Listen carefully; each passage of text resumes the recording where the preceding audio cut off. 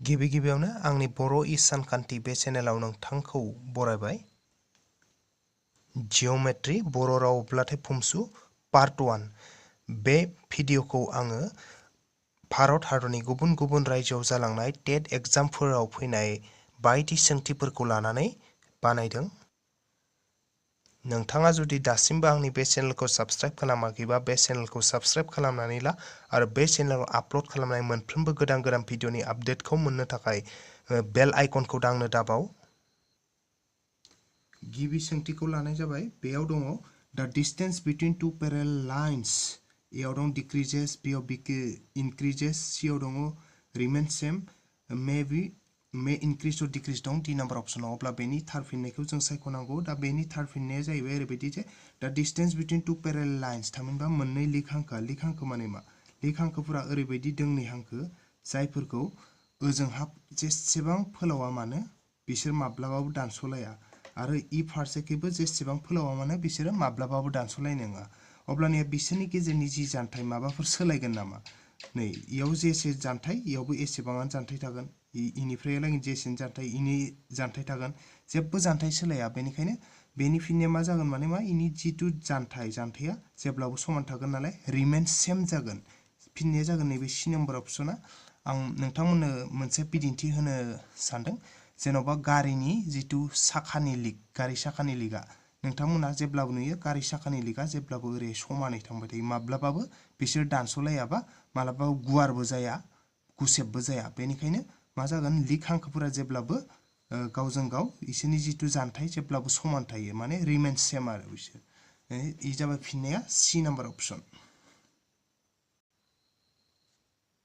गुबुन मोनसे सोंथि लाबाय। बेयाव दङ the angle measuring 270 degree is an example of. माने 270 डिग्री मान गोनां मोनसे खनाखौ मा बुंनाय जायो? बेयाव होनदों एक्यूट एंगल। एक्यूट एंगल माने खनासा, obtuse एंगल माने जाबाय खनामा, थिग बिदिनो राइट एंगल माने 90 डिग्रीनि जि खनाथि खना बेखौनो रिफ्लेक्स एंगल माने जाहैबाय इ जाबाय बिखुं खना। अब्लानिया जों मिथिगौ मा 180 निख्रुइ जुदि बे खनाया देरसिन जायोब्लाथाय बेबो मा जाखागोन बियो बिखुं खनायाव गोग्लैखागोन। बिखुं खना माने मा रिफ्लेक्स एंगल। नै डी नाम्बार अपसन। जिहेतु 270 180 निबो देरसिनखा नालाय बियो मा जागोन इयो रिफ्लेक्सआव गोलैगोन बियो। थामहिनबा बिखुं खना। एन्सारा बिखुं खना जागोन। गुबुन मोनसे सोंथि लालायबाय। बेयाव दङ A triangle has sides that measures 5 cm, 12 cm and 13 cm. Identify the type of triangle. याव होनदों इकुइलेटरल ट्रायंगल माने इ जाबाय गासैबो आखान्थिया समान गोनां जिथु आखान्थिथाम। बे आखान्थिथामखौ होनना बुंदों आइसोसेलेस ट्रायंगल माने इ जाबाय गोरोब आखान्थिनि आखान्थिथाम। इ जाबाय obtuse ट्रायंगल थामहिनबा खनामा खना गोनां ट्रायंगल बा आखान्थिथाम होनना बुंदों। आरो मोनसेया होनदों राइट एंगल ट्रायंगल माने खनाथि खना गोनां खनाथि आखान्थिथाम। अब्लानिया अबे मोनसे फिननाय जागोन बेखौ नायनांगौ। आरो बे सोंथियावबो फैदोंमोन इउपि टेट 2011। इउपि टेट 2011 माने मा इयो उत्तर प्रदेश टेट। उत्तर प्रदेशआव जालांनाय जिथु 2011 मायथाइनि टेट बेयाव फैदोंमोन। अब्लाथाय बेनि फिननायखौ दिहुनोबाथाय जों मा खालामनांगोन? गिबियाव जाय दुइसिन मोननै खना बेखौ जाय दुइसिन मोननै आखान्थि दं 5 सेन्टिमिटार आरो 12 सेन्टिमिटार बेखौ स्कुवेर खालामना ला। माने 5 खौ स्कुवेर प्लास नैबे 12 खौ स्कुवेर। अब्ला बेसे जागोन? 5 स्कुवेराव बेसे जायो? 25 प्लास 12 स्कुवेराव बेसे? 144। मोननैखौ दाजाबा बेसे जागोन? 169 जागोन। अब्लानिया 169 जाबाय। देरसिनखौ हारसिङै स्कुवेर खालामना ला 13 नि स्कुवेर। अब्लानिया मा जागोन बेयाव? 13 स्कुवेराव बेसे जायो? 169। 13 स्कुवेर माने मा? 13 into 13 बेसे? 169। अब्लानिया जिहेतु नै दुइसिन मोननैखौ दाजाबना माने 5 नि स्कुवेर प्लास 12 नि स्कुवेरा मानि समान जादों? नै 13 स्कुवेरनि समान जादों। 5 स्कुवेर प्लास 12 स्कुवेर 169। नै 5 स्कुवेर प्लास 12 स्कुवेर इक्वल्स टु माजों 13 स्कुवेरजों समान जादों। थामहिनबा इ मा जादों?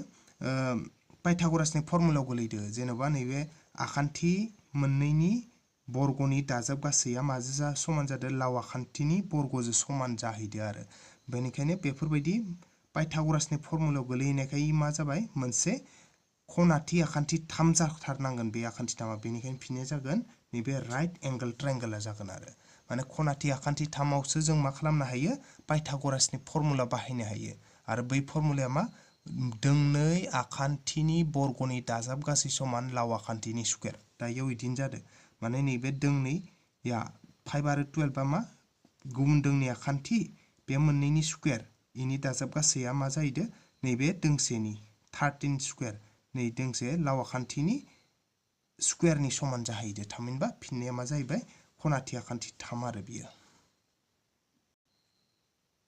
गुबुन मोनसे सोंथि लालायबाय बे सोंथियाव दं which of the following is true for a triangle मोनसे आखान्थि थामनि थाखाय गाहायनि बबे मोनसे सैथो होनना बुंदो all angles are always acute angle गासैबो खनाफोरानो खनासा जायो होनना बुंदो बे जाखाया one angle is always a right angle मोनसे खनाया जेब्ला 90 डिग्री जायो होनना बुंदो नाथाय जों मिथिगौ खनाथि आखान्थि थामावल' मोनसे खनाया 90 डिग्री जायो अराय समाव 90 डिग्री जाबाय थाया one angle is always an obtuse angle आरो मोनसे खनाया जेब्लाबो मा होननानै बुंदो मोनसे खनाखौ जेब्लाबो मा जायो होननानै बुंदो obtuse माने जाबाय खना मा जायो होनना बुंदो नाथाय बेयो मा जाहैबाय इयो गोरोन्थि one angle is always an acute angle याव होनना बुंदो मोनसे खनाया जेब्लाबो खनासा जाथारनांगोन होनना बुंदो अब्लाथाय फिननाया बे मोनसेया जायो थामहिनबा डी नाम्बार अपसना बेनि फिननाय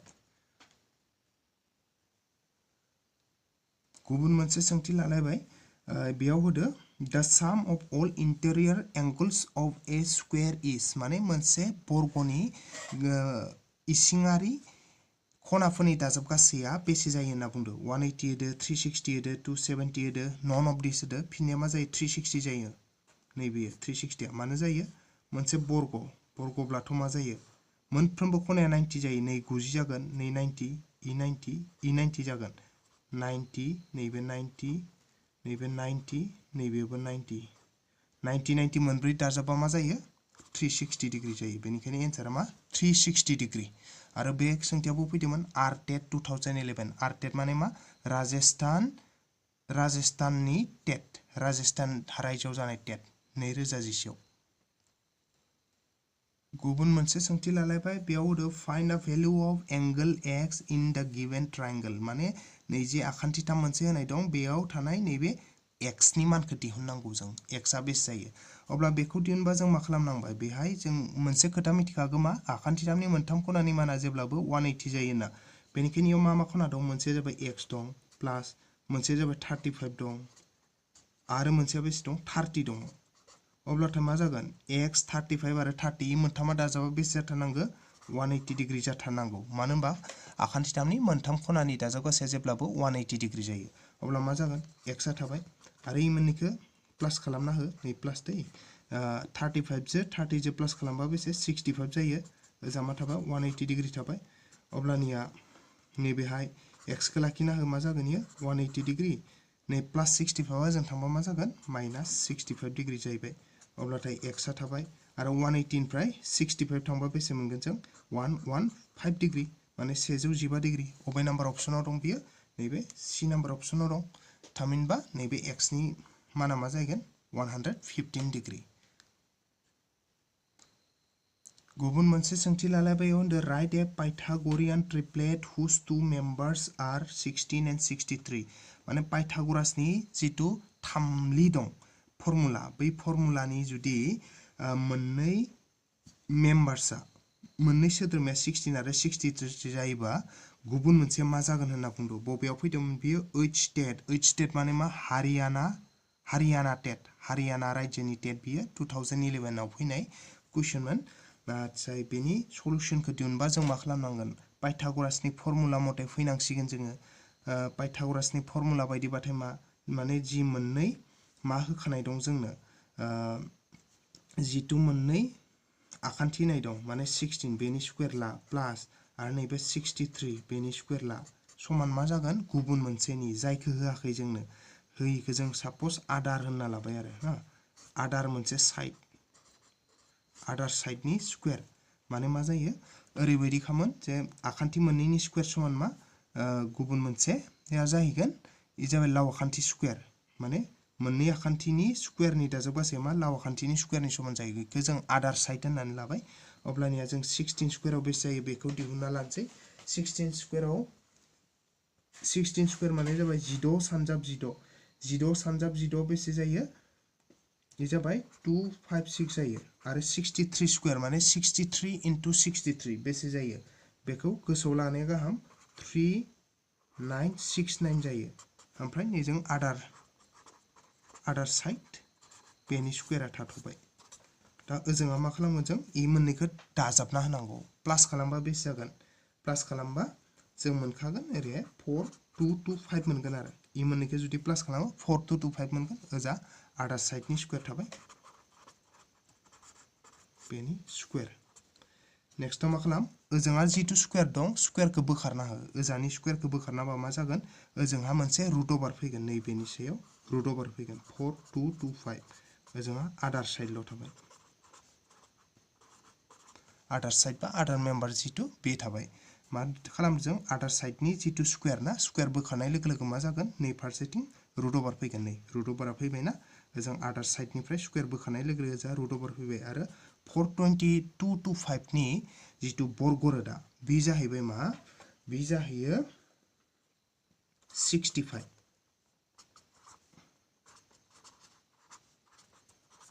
माने मा 4225 नि जितु बर्ग रोदा बे 65 मानो बा 65 into 65 जायो 4225 जायो सो आदार साइडखौ मा मोनबाय जोङो जों 65 अब्ला 65 आ अबे नाम्बार अपसनाव दं बे दङ नैबे सी नाम्बार अपसनाव दङ गुबुन मोनसे सोंथि लालायबाय बेयाव दङ the angle subtended by an arc at the centre is dash the angle subtended by it at the point on the remaining part of the circle बेयो ओरैबायदि होनना बुंदो दा हमना ला नै मोनसे बेंखन आरो बै बेंखनाव मा होनना बुंदो the angle subtended by the arc at the centre हमना ला नै मोनसे आर्क माने जाबाय इ बोरला आरो ना नै बोरलाया नै मेरुआव जितु खना सोमजिबाय सपोज नैबे खनाया नैबे खना आरो बे खनाखौ मा होननानै बुंदो the angle subtended by it at any point on the remaining part of the circle इ सार्कलनि नै आर्कखौ गारनानै मा थाखो नै बोरलाखौ गारनानै इखिनि बोरला दं नैखिनिया इखिनि बोरला दं बै बोरलायाव जितु मोनसे खना जों सोमजिहोबावगोन नै मोनसे खना इ खना जि सोमजिबाय नै खनाया नै खनानि माने नै खनाया बेसेबां फान जागोन इखौ दिहुननांगौ आरो माने नैबे खनाया नै खनानि बेसे फान अब्लाथाय जों मिथिखागौ मा मोनसे बोरलानि सायाव बोरलानिफ्राय बेंखननि मिरुआव जाय खना जों बानायहोयो मिरुआरि खना बै मिरुआरि खनाया बेंखननि आद्रा बाहागोआव थानाय बेहाय जितु खना सोमजिहोयो नैबेयो नै बोरलाया जितु खना सोमजिहोगोन बै खनानि बेसे फान जायो होनना मिथिखायो जोङो बेखौ 2 फान जायो होनना मिथिगौ थामहिनबा नैबे खनाया नैबे खनानि बेसे फाननै जेब्लाबो जाखायो आरो 2 टाइम्स जायो अब्लाथ' फिननायाव बे जागोन डाबल 2 टाइम्स माने डाबल गदिके बेनि फिननायाव बे नैबे ए नाम्बार अपसना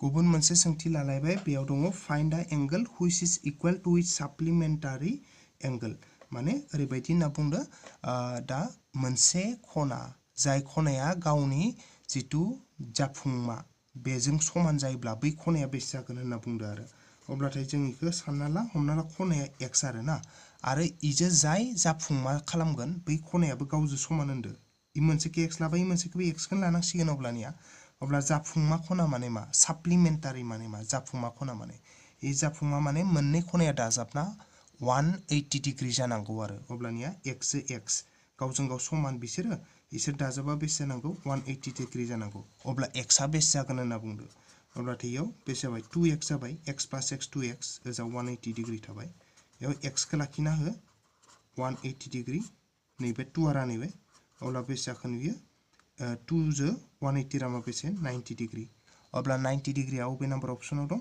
नैबे सी नाम्बार अपसनाव दं फिननाया सी नाम्बार अपसन मोनसे गिदिर सोंथि फैदोंमोन बे फैदोंमोन ओरैबायदि 3 angles of a quadrilaterals are in the ratio 1:2:3 the sum of the least and the greatest of these angles is equal to 180 degree all the angles of the quadrilateral will be यावथ' option माखासे होनाय दं आरो बो फैदोंमोन CG टेट माने मा इयो छत्तीसगढ़ छत्तीसगढ़ टेट 2011 छत्तीसगढ़आव फैदोंमोन बेयो अब्लाथाय दा जों बेखौ बोरै दिहुनो बेयावथ' गासैबो मोनसे आखान्थिब्रै होनदों नालाय मोनब्रै खना थागोन बै मोनब्रै खनानि मानखौ जों दिहुनजोबनांगौ जुदि मोनथामा 1:2:3 आव थायोब्ला 1:2:3 आव थायोब्ला अब्लाथाय जों खनाखौ ओरैबायदि हमना लानांगोन आरो सलुशन 1:2:3 आव दं नालाय नैबे 1 नि थाखाय मा लाबाय जों x लाबाय 2 नि थाखाय मा लानांगोन 2x आरो बेनि थाखाय मा लानांगोन 3x लानांगोन आरो अब्लाना बे मोनथाम खनानि नैयाव ओरैबायदि खादो the sum of least and the greatest of these angles is equals to 180 degree इनि दुइसिना जाबाय x देरसिना जाबाय 3x इ मोननैया दाजाबबा 180 जायो होनना बुंदों माने x plus 3x equals to बेसे 180 degree अब्लानिया मा थागोन बेहाय बेयाव थाहैबाय 4x जाहैबाय मोनसे x जों मोनथाम x दाजाबा एसे मोनब्रै x जागोन 180 डिग्री जाबाय अब्लाथाय x खौ लाखिना होबा बेसे जागोन 180 डिग्रीखौ नैबे 4 आ डिवाइड खालामहैबाय डिवाइड खालामबा बेसे मोनगोन इयो 45 डिग्री मोनगोन थामहिनबा x आ बेसे 45 डिग्री मोनबाय आरो जों थामहिनबा x दुइसिन खनाया बेसेमोन नैबे x मोन ना बे x आ बेसे जाबाय 45 डिग्री नेक्स्ट आ मामोन 2x मोन नैबे 2x आ मा जागोन 2 into 45 x नि मानाव जों 45 खौ होबाय जिहेतु x आ 45 खा नालाय होमबा बेसे इयो 90 डिग्री जाबाय आरो मोनसेयाथ' 3x होमबाथाय मा जागोन 3 into बेसे नांगोन 45 डिग्री x आ बेसे 45 नालाय 3 आ 3 थाबाय x आ 45 फजनाबाय बेसे जागोन इयो 3 into 5 जार 15 1 थाबाय दे आखायाव ना अब्लाना बेसे जाखो 3 into 4 जार 12 2 जे 13 135 डिग्री जाबाय अब्लानिया दाथ' जों मिथिबाय जे 45 90 आरो 135 इ ओंखारबाय माने अबे फिननाय जाथावगोन अब्लानिया नै 45 नालाय 45 नै 90 नालाय 90 135 नालाय 30 गुबुनावथ' गैखायानो 30 90 45 60 इफोरबायदिसो दं मोनसे मिलायखायाखै गतिके फिननाया नै बियानो जाहैनांगोन बियो आरो आं प्रुफबो खालामना खोन्थिदों माबोरैहाय जिहेतु इ मोनसे माने ओरैबायदिखा दुइसिना 45 सेकेन्डआ 90 जाखाबाय थार्डआ बेसे 135 जाखाबाय नै फोर्थआव 90 जागोन ना जाया बेखौ आङो प्रुफ खालामना खोन्थिनि इ जिहेतु मोनसे मा नालाय आखान्थिब्रै नालाय मोनब्रै खनानि दाजाब गासैबो बेसे 360 जाखानांगौ अब्लाथाय जोंहा मा जानांगोन नैबेयो जितु दुइसिन खना 45 मोन प्लास सेकेन्डआ 90 डिग्री आरो थार्डआ बेसे 135 डिग्री हमना ला फोर्थखौ जोङो p होनना लाबाय इ मोनब्रैया प्लास जाबा बेसे जानांगौ 360 डिग्री जानांगौ अब्लानिया जोङो नैबे फोर्थखौ जामारोन जामारा 90 बेखौ जों नायनांगौ आरो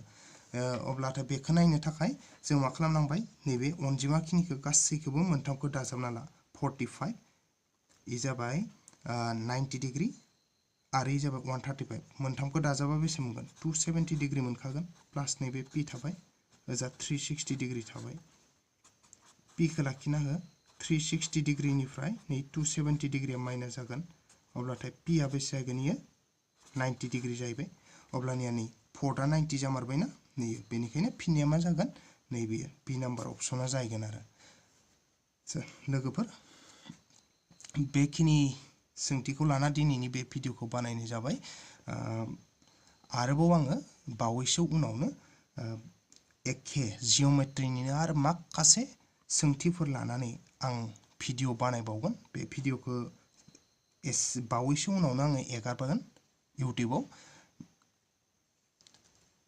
नोंथांमोना आंनि बे भिडिअखौ मोजां मोनब्लाथाय बेखौ लाइक खालाम बेखौ शेयार खालाम आरो बेनि थाखाय पाब्लिक कमेन्ट हो भिडिअखौ नायनायनि थाखाय रोजा रोजा साबायखर थाबाय जय बर' रावनि जय बर' हारिनि गोजोन्थों।